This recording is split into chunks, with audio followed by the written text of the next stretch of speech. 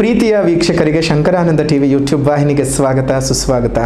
ಇವತ್ತಿನ ವಿಡಿಯೋನಲ್ಲಿ ಮೇ ತಿಂಗಳ ರಾಶಿ ಭವಿಷ್ಯ ಯಾವ ರೀತಿಯಾಗಿದೆ ಅನ್ನುವಂತಹ ಮಾಹಿತಿಯನ್ನು ತಿಳ್ಕೊಳ್ಳೋಣ. ಅದಕ್ಕಿಂತ ಮುಂಚಿತವಾಗಿ ಯಾರಾದರೂ ಶಂಕರಾನಂದ ಟಿವಿ ಯೂಟ್ಯೂಬ್ ವಾಹಿನಿಯನ್ನು ಸಬ್ಸ್ಕ್ರೈಬ್ ಮಾಡ್ಕೊಂಡಿಲ್ಲ ಅಂದರೆ ಸಬ್ಸ್ಕ್ರೈಬ್ ಮಾಡ್ಕೊಳ್ಳಿ. ಪಕ್ಕದಲ್ಲೇ ಇರುವಂತಹ ಬೆಲ್ ಐಕಾನ್ ಒತ್ತಿ, ಅದರಿಂದ ನೆಕ್ಸ್ಟ್ ಅಪ್ಲೋಡ್ ಮಾಡುವಂತಹ ವಿಡಿಯೋಗಳು ನಿಮಗೆ ನೋಟಿಫಿಕೇಷನ್ನ ಮುಖಾಂತರ ತಲುಪುತ್ತೆ.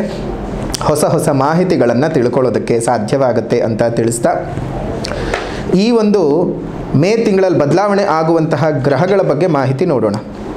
1ನೇ ತಾರೀಕು 5ನೇ ತಿಂಗಳು 2024ಕ್ಕೆ ವೃಷಭ ರಾಶಿಗೆ ಗುರುಗ್ರಹವು ಬದಲಾವಣೆ ಆಗ್ತಾ ಇದೆ. ಈ ಗುರುಗ್ರಹವು ವೃಷಭ ರಾಶಿಗೆ ಬದಲಾವಣೆ ಆಗುವುದರಿಂದ ಯಾವ್ಯಾವ ರೀತಿಯಾದಂತಹ ಫಲಾನುಫಲಗಳನ್ನು ನೀವು ಅನುಭವಿಸಬಹುದು ಅನ್ನೋದನ್ನು ಈಗಾಗಲೇ ನಾನು ಗುರುಬಲ 2024 ಅನ್ನುವಂತಹ ವಿಡಿಯೋನಲ್ಲಿ ಹೇಳಿದ್ದೀನಿ. ಆ ವಿಡಿಯೋ ಯಾರಾದರೂ ನೋಡಿಲ್ಲ ಅಂದರೆ ಡಿಸ್ಕ್ರಿಪ್ಷನ್ ಬಾಕ್ಸ್ನಲ್ಲಿ ಲಿಂಕ್ ಇದೆ, ಆ ಲಿಂಕಿನ ಸಹಾಯದಿಂದ ನೋಡಬಹುದು. ಅಥವಾ ಶಂಕರಾನಂದ ಯೂಟ್ಯೂಬ್ ವಾಹಿನಿಗೆ ಭೇಟಿ ಕೊಟ್ಟರೆ ಅಲ್ಲಿ ನಿಮಗೆ ಎಲ್ಲ ರಾಶಿಯ ವಿಡಿಯೋಗಳು ಸಹ ಸಿಗುತ್ತೆ. ಅದರ ಬಗ್ಗೆ ಗುರುಬಲದ ಬಗ್ಗೆ ನೀವು ಸಂಪೂರ್ಣವಾದ ಮಾಹಿತಿಯನ್ನು ಪಡ್ಕೊಳ್ಬಹುದು. ಇನ್ನು 10ನೇ ತಾರೀಕು 5ನೇ ತಿಂಗಳು 2024ಕ್ಕೆ ಮೇಷರಾಶಿಗೆ ಬುಧ ಪ್ರವೇಶ ಮಾಡ್ತಾ ಇದ್ದಾನೆ. 14ನೇ ತಾರೀಕು 5ನೇ ತಿಂಗಳು 2024ಕ್ಕೆ ರವಿಯು ವೃಷಭ ರಾಶಿಗೆ ಪ್ರವೇಶ ಮಾಡಿ ವೃಷಭ ಸಂಕ್ರಮಣವಾಗ್ತಾ ಇದೆ.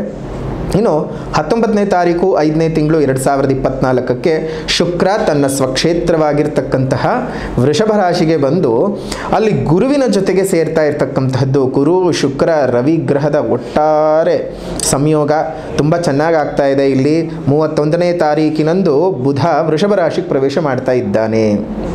ನೋಡಿ, ಈ ಎಲ್ಲ ರಾಶಿಗಳ ಸಂಚಾರದ ಫಲಗಳು ಯಾವ ರೀತಿಯಾಗಿರ್ತಕ್ಕಂತಹ ಫಲಾನುಫಲಗಳನ್ನು ಕೊಡಬಹುದು ಅನ್ನುವಂತಹ ಮಾಹಿತಿಯನ್ನು ನೋಡೋಣ. ಅದರ ಜೊತೆಗೆ ಈ ಮಾಸದ ವಿಶೇಷತೆ ಅಂತ ನೋಡಿದ ಸಂದರ್ಭದಲ್ಲಿ 10ನೇ ತಾರೀಕಿಗೆ ಅಕ್ಷಯ ತದಿಗೆ ಇರತಕ್ಕಂಥದ್ದು. ಎಲ್ಲರೂ ಸಹ ಅಕ್ಷಯ ತದಿಗೆಯಲ್ಲಿ ವಿಶೇಷವಾದಂತಹ ಪೂಜೆ ಪುನಸ್ಕಾರಗಳನ್ನು ಮಾಡಿ ದೇವರನ್ನು ಒಲಿಸಿಕೊಳ್ತಕ್ಕಂತಹ ಕೆಲಸವನ್ನು ಮಾಡ್ಕೊಳ್ಳಿ. ಅದರಿಂದ ನಿಮ್ಗೆ ಸಂಪೂರ್ಣವಾದ ಅನುಗ್ರಹ ಉಂಟಾಗ್ತದೆ. ಎಷ್ಟೋ ಜನರಿಗೆ ಈ ಅಕ್ಷಯ ತದಿಗೆ ದಿವಸ ಚಿನ್ನ ಖರೀದಿ ಮಾಡಿದರೆ ಅಕ್ಷಯವಾಗುತ್ತೆ ಅನ್ನುವಂತಹ ಭಾವನೆ ಇದೆ. ಆದರೆ ಅದು ಖಂಡಿತವಾಗಿಯೂ ನಿಮ್ಮ ಮನಸ್ಸಿನ ತಪ್ಪು ಭಾವನೆಗಳೇ ಹೊರತು ಅದಕ್ಕೆ ಯಾವುದೇ ರೀತಿಯಾಗಿರತಕ್ಕಂತಹ ಶಾಸ್ತ್ರದ ಆಧಾರ ಖಂಡಿತವಾಗಿಯೂ ಇಲ್ಲ. ಅಕ್ಷಯ ತದಿಗೆ ಎಂದು ಚಿನ್ನವನ್ನು ಕೊಂಡುಕೊಂಡ್ರೆ ಒಳ್ಳೆಯದಾ ಅಂತ ತುಂಬ ಜನ ಕೇಳಿದ್ದೀರಿ. ಹೌದು, ಚಿನ್ನವನ್ನು ಕೊಂಡುಕೊಂಡ್ರೆ ಒಳ್ಳೆಯದು. ಆದರೆ ಯಾರಿಗೆ ಅನ್ನುವಂಥ ಪ್ರಶ್ನೆಗೆ ಉತ್ತರ ಅಂಗಡಿಯವನಿಗೆ ಹೊರತು ನಿಮಗಂತೂ ಖಂಡಿತ ಅಲ್ಲ. ಹಾಗಾಗಿ ನಿಮಗೆ ಇಚ್ಛೆ ಇದ್ದರೆ, ನಿಮಗೇನಾದರೂ ಒಡವೆಗಳನ್ನು ತೆಗೆದುಕೋಬೇಕು ಅನ್ನೋ ಆಸಕ್ತಿ ಇದ್ದರೆ ತೆಗೆದುಕೊಳ್ಳಿ. ಅಕ್ಷಯ ತದಿಗೆಯ ಹೆಸರನ್ನೇ ಇಟ್ಕೊಂಡು ಮಾತ್ರ ತಗೊಳ್ಳೋದಕ್ಕೆ ಹೋಗೋದು ಬೇಡ. ಅದರಿಂದ ಯಾವುದೇ ರೀತಿಯಾಗೂ ಅನುಕೂಲಗಳೇನೂ ಇಲ್ಲ. ಇತ್ತೀಚೆಗೆ 1-2 ದಶಕದಿಂದ ಈ ಆಚರಣೆ ಹುಟ್ಕೊಂಡಿದೆಯೇ ಹೊರತು ಪೂರ್ವಕಾಲದಲ್ಲಿ ಅದೆಲ್ಲ ಏನೂ ಇರಲಿಲ್ಲ. ಅದರ ಜೊತೆಗೆ ಇನ್ನು 8ನೇ ತಾರೀಕು 5ನೇ ತಿಂಗಳು 2024ಕ್ಕೆ ವಿಶೇಷವಾಗಿ ನಡೀತಾ ಇರತಕ್ಕಂತಹ ಶ್ರೀ ಲಲಿತಾ ಮಹಾಯಾಗ. ನಿಮ್ಮೆಲ್ಲರ ಸಂಕಷ್ಟಗಳು ದೂರ ಆಗಬೇಕು, ನೋವುಗಳು ಆಚೆ ಹೋಗಬೇಕು, ನಲಿವುಗಳು ನಿಮ್ಮ ಬದುಕಿನ ಒಳಗಡೆ ಬರಬೇಕು, ಉದ್ಯೋಗದಲ್ಲಿ ಉದ್ಯಮದಲ್ಲಿ ವ್ಯಾಪಾರ ವ್ಯವಹಾರಗಳಲ್ಲಿ ಅಭಿವೃದ್ಧಿ ಆಗಬೇಕು. ಮಾಟ ಮಂತ್ರ ಕೃತಿಮ ದೋಷಗಳಿಂದ ಬಳಲ್ತಾ ಇದ್ದರೆ ಅದರಿಂದೆಲ್ಲ ನೀವು ಹೊರಗಡೆ ಬಂದು, ಆ ದೋಷಗಳಿಂದೆಲ್ಲ ಹೊರಗಡೆ ಬಂದು ಸುಖವಾದಂತಹ ವಾತಾವರಣ ನಿಮ್ಮ ಬದುಕಿನಲ್ಲಿ ಇರಬೇಕು ಅಂತ ಹೇಳಿ ನಿಮ್ಮೆಲ್ಲರ ಸಮಸ್ಯೆಗಳಿಗೆ ಒಂದು ಸ್ವಲ್ಪ ಅಲ್ಲ, ಅಲ್ಪ ವಿರಾಮವಲ್ಲ, ಪೂರ್ಣ ವಿರಾಮವನ್ನು ಇಡಬೇಕು. ಅದರ ಜೊತೆಗೆ ಈಗಾಗಲೇ ಬಿರು ಬೇಸಿಗೆಯ ಕಾಲ, ವಿಪರೀತವಾಗಿರ್ತಕ್ಕಂತಹ ಈ ಬಿರು ಬೇಸಿಗೆಯ ಕಾಲಕ್ಕೆ ಎಲ್ಲರಿಗೂ ಸಹ ಉನ್ನತವಾಗಿರ್ತಕ್ಕಂತಹ ಜೀವಗಳು ಉಳಿಬೇಕು ಅಂದರೆ ಮಳೆ ಚೆನ್ನಾಗಿ ಆಗಬೇಕು, ಆಹಾರ ಚೆನ್ನಾಗಿ ಬೆಳಿಬೇಕು, ನದಿಗಳು ಮೈದುಂಬಿ ಹರಿಬೇಕು, ಕೆರೆಕಟ್ಟೆ ಬಾವಿಗಳೆಲ್ಲ ತುಂಬಿ ತುಳುಕಬೇಕು. ಅದಕ್ಕೆ ವರುಣದೇವರ ಅನುಗ್ರಹವಾಗಬೇಕು. ಮನುಷ್ಯನ ಸಂಕಷ್ಟಗಳು ಕಳೆದು ವರುಣದೇವರು ಸಂಪೂರ್ಣ ಕೃಪಾಶೀರ್ವಾದವನ್ನು ನಮ್ಮ ಮೇಲೆ ಮಾಡಬೇಕು ಅಂತ ಹೇಳಿ ವಿಶೇಷವಾಗಿ ಕಮಲದ ಹೂಗಳ ಆಹುತಿಯನ್ನು ಕೊಟ್ಟು ನಾವು ಇಲ್ಲಿ ಮಾಡ್ತಾ ಇರತಕ್ಕಂಥದ್ದು. ಕಮಲದ ಹೂಗಳ ಆಹುತಿ ಅಂತ ಹೇಳಿದ್ರೆ ವಿಶೇಷವಾಗಿ ವರುಣನ ಆಕರ್ಷಣೆ ನೋಡಬಹುದು. ಖಂಡಿತವಾಗಿ ಒಂದು ಪವಾಡ ನಡೆಯುತ್ತೆ. ಅಮ್ಮನವರು ಖಂಡಿತವಾಗಿಯೂ ನಡೆಸ್ಕೊಟ್ಟೇ ಕೊಡ್ತಾರೆ. ಇದಾದ ನಂತರದಲ್ಲಿ ವರುಣದೇವರು ತುಂಬ ಚೆನ್ನಾಗಿ ಅನುಗ್ರಹ ಮಾಡೇ ಮಾಡ್ತಾರೆ. ವರುಣದೇವರ ಆ ಅನುಗ್ರಹ ನಮಗಂತೂ ಬಹಳ ಸಂತೋಷ ಕೊಡುತ್ತೆ. ಮುಂದಿನ ದಿನಮಾನಗಳಲ್ಲಿ ನೀವೇ ನೋಡ್ತೀರಿ. ಆ ಯಾಗಕ್ಕೆ ತಾವೆಲ್ಲರೂ ಸಹ ಬರಬೇಕು ಅಂತಂದರೆ ಎಲ್ಲಿ ಬರಬೇಕು? ಪಶ್ಚಿಮ ವಾಹಿನಿ ಶ್ರೀರಂಗಪಟ್ಟಣ ಮೂಲ ಶ್ರೀ ಲಕ್ಷ್ಮೀ ನರಸಿಂಹಸ್ವಾಮಿ ದೇವಸ್ಥಾನ. ಶ್ರೀರಂಗಪಟ್ಟಣದಿಂದ ಮೈಸೂರಿಗೆ ಹೋಗೋ ಮುಖ್ಯ ರಸ್ತೆಯ ಬಲಭಾಗದಲ್ಲೇ ಬರುತ್ತೆ. ಅಲ್ಲಿ ಬಂದು ನೀವು ದೇವರ ಕೃಪೆಗೆ ಪಾತ್ರರಾಗಬಹುದು. ಅಲ್ಲಿ ಬಂದಂಥವರು ವಿಶೇಷವಾಗಿ ನಿಮ್ಮ ಶಕ್ತ್ಯಾನುಸಾರ ಪೂಜೆಗಳನ್ನು ಮಾಡಿಸ್ಕೊಳ್ಬಹುದು. ಅದೇ ರೀತಿಯಾಗಿ ಮಾಡಿಸೋಕೆ ಸಾಧ್ಯವೇ ಇಲ್ಲ ಅಂದವರು ಕಡೇ ಪಕ್ಷ ಬಂದು ಅಮ್ಮನವರ ದರ್ಶನವನ್ನು ಮಾಡಿಕೊಂಡು ಅಮ್ಮನವರ ಪ್ರಸಾದವನ್ನು ತೆಗೆದುಕೊಂಡು ಹೋಗಿ ಮುಂದೆ ನಿಮಗೆ ಮಾಡುವ ಶಕ್ತಿ ಅಮ್ಮನವರೇ ಕೊಡ್ತಾರೆ. ಏನು ಯೋಚನೆ ಮಾಡೋದು ಬೇಡ. ದಿನಾಂಕ 8ನೇ ತಾರೀಕು 5ನೇ ತಿಂಗಳು 2024 ನಡೀತಕ್ಕಂತಹ ಈ ವಿಶೇಷವಾಗಿರ್ತಕ್ಕಂತಹ ಲಲಿತಾ ಮಹಾಯಾಗಕ್ಕೆ ತಾವೆಲ್ಲರೂ ಬಂದು ಪಾಲ್ಗೊಳ್ಳಬಹುದು. ಇದ್ರ ಬಗ್ಗೆ ಇನ್ನಷ್ಟು ಹೆಚ್ಚಿನ ಮಾಹಿತಿಗಳೇನಾದರೂ ಬೇಕು ಅಂತ ಹೇಳಿದ್ರೆ ಇಲ್ಲೇ ಇರತಕ್ಕಂತಹ ಫೋನ್ ನಂಬರ್ಗೆ ನೀವು ಒಂದು ವಾಟ್ಸಪ್ನಲ್ಲಿ ಮೆಸೇಜ್ ಮಾಡಿ ಅದಕ್ಕೆ ನಿಮಗೆ ಬೇಕಾಗಿರ್ತಕ್ಕಂಥ ಎಲ್ಲ ಮಾಹಿತಿಗಳನ್ನು ಕಳಿಸ್ಕೊಡ್ತಾರೆ. ಇನ್ನು ಈಗಾಗಲೇ ಹೇಳಿದಂತಹ ಗ್ರಹಸ್ಥಿತಿಗಳ ಬದಲಾವಣೆಗಳು ಮತ್ತು ಅವುಗಳು ಯಾವ್ಯಾವ ಸ್ಥಾನದಲ್ಲಿ ಸಂಚಾರ ಮಾಡ್ತವೆ ಅನ್ನುವಂತಹ ಆಧಾರದಲ್ಲಿ ಮಕರ ರಾಶಿಯವರ ಮೇ ತಿಂಗಳ ಮಾಸ ಭವಿಷ್ಯದ ವಿವರವನ್ನು ಗಮನಿಸೋದಾಯಿತು ಅಂತ ಹೇಳಿದ್ರೆ ನಿಮಗೆ ಅತ್ಯಂತ ಶುಭದ ವಾತಾವರಣವನ್ನು ನೀವು ಈ ತಿಂಗಳನ್ನು ನೀವು ಸವಿಯೋದಕ್ಕೆ ಸಾಧ್ಯವಾಗೋದಿಲ್ಲ. ಅಂದರೆ ಒಂದು 50 ಭಾಗ ಶುಭ, ಒಂದು 50 ಭಾಗದಷ್ಟು ಅಶುಭದ ಫಲಗಳನ್ನು ನೀವು ನಿರೀಕ್ಷೆ ಮಾಡಬಹುದು. ಉದಾಹರಣೆಗೆ ದಾಂಪತ್ಯದಲ್ಲಿ ವಿರಸಗಳು ಇದ್ದರೂ ಸಹ ವಿವಾಹಿತರಿಗೆ ವಿವಾಹ ನಿಶ್ಚಯವಾಗ್ತಕ್ಕಂಥ ಸಾಧ್ಯತೆಗಳು ನೋಡಿ. 2 ವೈರುಧ್ಯಗಳು ಮತ್ತು 2 ವಿರುದ್ಧ ದಿಕ್ಕಿನಲ್ಲಿ ಸಂಚರಿಸ್ತಕ್ಕಂಥ ವಿಚಾರಗಳು. ಮದುವೆ ಆಗಿರೋರಿಗೆ ಮದುವೆನಲ್ಲಿ ತೊಂದರೆ, ಆಗದೇ ಇದ್ದವ್ರಿಗೆ ಮದುವೆ ಆಗತ್ತೆ ಅನ್ನುವಂಥ ಶುಭ ಸುದ್ದಿ.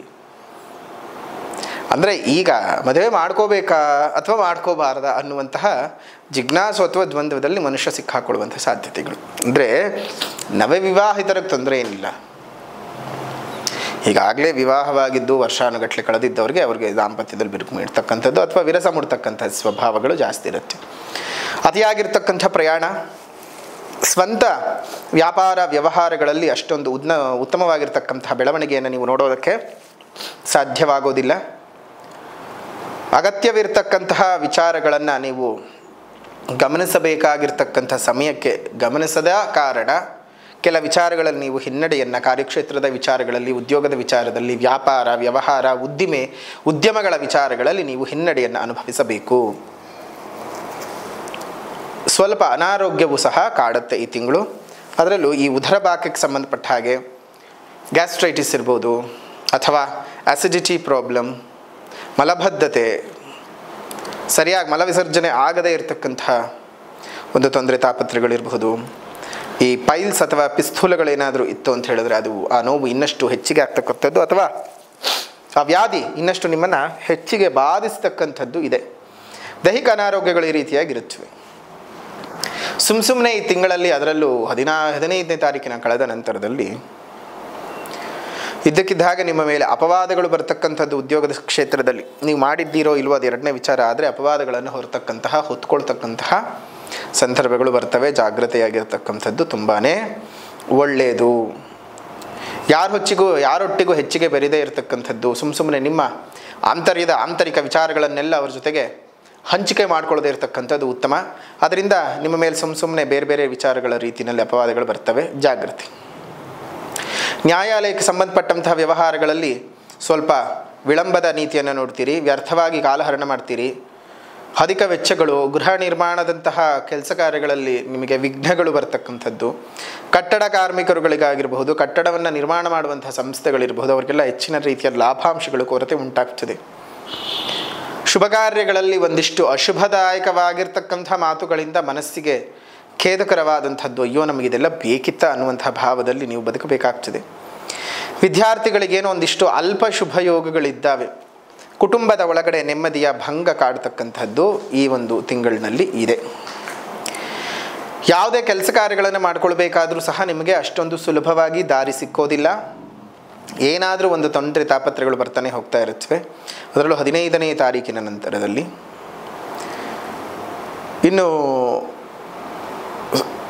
ಇನ್ನು ಬೇರೆಯಾಗಿ ಅಂತಂದರೆ ಈ ಅಂತಾರಾಷ್ಟ್ರೀಯ ಮಟ್ಟದಲ್ಲಿ ಬೇರೆ ವಿದೇಶ ವಿನಿಮಯಗಳನ್ನು ಮಾಡ್ತಕ್ಕಂತಹ, ವಿದೇಶ ವಿನಿಮಯ ಮೂಲದ ವ್ಯಾಪಾರಗಳನ್ನು ನಡೆಸ್ತಾ ಇರ್ತಕ್ಕಂಥವ್ರಿಗೆ ಅಷ್ಟೊಂದು ಶುಭದ ವಾತಾವರಣ ಇಲ್ಲ.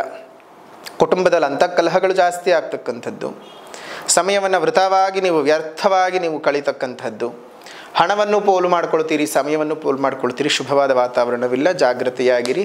ಈ ತಿಂಗಳು ನಿಮಗೆ ಸ್ವಲ್ಪ ಅದೃಷ್ಟವನ್ನು ತಂದುಕೊಡ್ತಕ್ಕಂತಹ, ಶುಭವನ್ನು ತಂದುಕೊಡ್ತಕ್ಕಂಥ ದಿನಗಳು 4, 7, 14, 20, 27. 4, 7, 14, 20, 27 ಈ ದಿನಾಂಕಗಳು ಸ್ವಲ್ಪ ಶುಭವನ್ನು ತಂದುಕೊಡುತ್ತೆ. ಯೋಚನೆ ಮಾಡಿ ಯಾರ ಜೊತೆಗೆ ಇರಬೇಕು, ಯಾರ ಜೊತೆಗೆ ಇರಬಾರ್ದು ಅನ್ನುವಂತಹ ಆಲೋಚನೆಯನ್ನು ಮಾಡಿಕೊಂಡು ಜೀವನವನ್ನು ಮುಂದುವರಿಸಿ. ಶುಭವಾಗಲಿ. ಇನ್ನು ನೀವು ಮಾಡ್ಕೊಳ್ಬೇಕಾಗಿರುವಂಥ ಪರಿಹಾರ 8ನೇ ತಾರೀಕು 5ನೇ ತಿಂಗಳು 2024 ನಡೆಯುವಂಥ ಶ್ರೀ ಲಲಿತಾ ಮಹಾಯಾಗಕ್ಕೆ ಬಂದು ಪಾಲ್ಗೊಳ್ಳಿ. ದೇವರ ಸಂಪೂರ್ಣವಾದ ಕೃಪೆಗೆ ಪಾತ್ರರಾಗಿ, ಅಮ್ಮನವರ ಆಶೀರ್ವಾದಕ್ಕೆ ಪಾತ್ರರಾಗಿ, ಅದರ ಜೊತೆಗೆ ಇದೇ ಒಂದು ನಡೆಯುವಂತಹ ಈ ಯಾಗವೊಂದು ನಡೆಯತಕ್ಕಂತಹ ಸ್ಥಳ ಪಶ್ಚಿಮ ವಾಹಿನಿ, ಶ್ರೀರಂಗಪಟ್ಟಣ, ಕಾವೇರಿ ನದಿ ತೀರ, ಮೂಲ ಶ್ರೀ ಲಕ್ಷ್ಮೀ ನರಸಿಂಹಸ್ವಾಮಿ ದೇವಸ್ಥಾನ. ಬಹಳ ಪುರಾತನವಾದ ಆಲಯ. ದೇವರ ಸಂಪೂರ್ಣ ಆಶೀರ್ವಾದ ನಿಮಗೆ ಸಿಗಲಿ. ಎಲ್ಲವೂ ಸಹ ಸುಭೀಕ್ಷವಾಗಿ ನಿಮ್ಮ ಜೀವನ ನಡ್ಕೊಳ್ತಾ ಹೋಗಲಿ ಅಂತ ಹೇಳಿ ದೇವಿಯಲ್ಲಿ ಪ್ರಾರ್ಥನೆಯನ್ನು ಮಾಡಬೇಕಾದಂತಹ ಪರಿಹಾರದ ಕ್ರಮವಾದರೂ ಏನಪ್ಪ ಅಂತ ಹೇಳಿದ್ರೆ, ಮೊದಲನೇದಾಗಿ ಸಾಮಾಜಿಕ ಪರಿಹಾರ. ನಿಮ್ಮ ಮನೆ ಮುಂದೆ ಮತ್ತು ಮೇಲ್ಭಾಗದಲ್ಲಿ ಸಣ್ಣ ಸಣ್ಣ ಕುಂಡಗಳಲ್ಲಿ ನೀರನ್ನು ಇಡ್ತಾ ಬನ್ನಿ. ಅದರ ಜೊತೆಗೆ ನಿಮ್ಮ ಸುತ್ತಮುತ್ತ ಇರತಕ್ಕಂಥ ಉದ್ಯಾನವನಗಳಲ್ಲಿ ಒಂದೊಂದು ಹಣ್ಣಿನ ಗಿಡಗಳನ್ನು ಕೊಟ್ಟು ಪೋಷಣೆ ಮಾಡಿಸ್ತಾ ಬನ್ನಿ. 4-6 ವರ್ಷಗಳಲ್ಲಿ ಅದು ಬೆಳೆದು ನಿಂತು ನಮ್ಮೆಲ್ಲರಿಗೂ ಸಹ ಪ್ರಾಣವಾಯುವನ್ನು, ಪಕ್ಷಿ ಪ್ರಾಣಿಗಳಿಗೆ ಆಸರೆಯನ್ನು, ಆಹಾರವನ್ನು ಕೊಡ್ತಾ ಇದ್ದರೆ ನಮಗೆ ಸಂತಸವಲ್ವಾ? ನಾನು ನೆಟ್ಟು ಪೋಷಣೆ ಮಾಡಿದಂತಹ ಗಿಡದಲ್ಲಿ ಎಷ್ಟೋ ಜೀವಿಗಳು ತಮ್ಮ ಬದುಕನ್ನು ಕಟ್ಕೊಂಡಿದೆ, ಅವುಗಳಿಗೆ ಆಸರೆಯಾಗಿದೆ, ಅವುಗಳ ಜೀವನ ಚೆನ್ನಾಗಿ ನಡ್ಕೊಂಡು ಹೋಗ್ತಾ ಇದೆ ಅಂತಂದರೆ ಸುಖವಾದ ವಾತಾವರಣ ಅಲ್ವಾ? ಅಂತಹ ಸುಭೀಕ್ಷವಾದಂಥ ವಾತಾವರಣದಲ್ಲಿ ನೀವು ಬದುಕಬೇಕು, ಚೆನ್ನಾಗಿರಬೇಕು. ಪಶುಗಳನ್ನು ಕಾಪಾಡಿದ್ದಕ್ಕೆ ಪಶುಪತಿನಾಥನೇ ನಿಮಗೆ ಆಶೀರ್ವಾದವನ್ನು ಮಾಡ್ತಾನೆ, ಸಕಲ ಸೌಭಾಗ್ಯವನ್ನು ಕರುಣಿಸ್ತಾನೆ ಅಂತ ಹೇಳ್ತಾ, ಇನ್ನು ಆಧ್ಯಾತ್ಮಿಕವಾದ ಪರಿಹಾರ ಶ್ರೀ ನೃಸಿಂಹಾಷ್ಟಕಂ ಸ್ತೋತ್ರದ ಪಠಣ. ನೃಸಿಂಹಾಷ್ಟಕಂ ಸ್ತೋತ್ರದ ಪಠಣವನ್ನು ಉತ್ತರಾಭಿಮುಖವಾಗಿ ಕೂತ್ಕೊಂಡು ಪ್ರತಿನಿತ್ಯ ಸಂಜೆ ಹೊತ್ತು 6ರಿಂದ 6:30 ಈ ಟೈಮ್ನಲ್ಲಿ ನೃಸಿಂಹಾಷ್ಟಕದ ಪಠಣವನ್ನು ಮಾಡ್ತಾ ಬನ್ನಿ. ಮಕರ ರಾಶಿಯವರು ಹೇಳಿದಂತಹ ಶುಭ ಫಲಗಳು ದೂರ ಆಗ್ತದೆ. ಒಂದು ಸಲ ಜನ್ಮಜಾತಕವನ್ನು ಸಹ ತೋರಿಸ್ಕೊಳ್ಳಿ.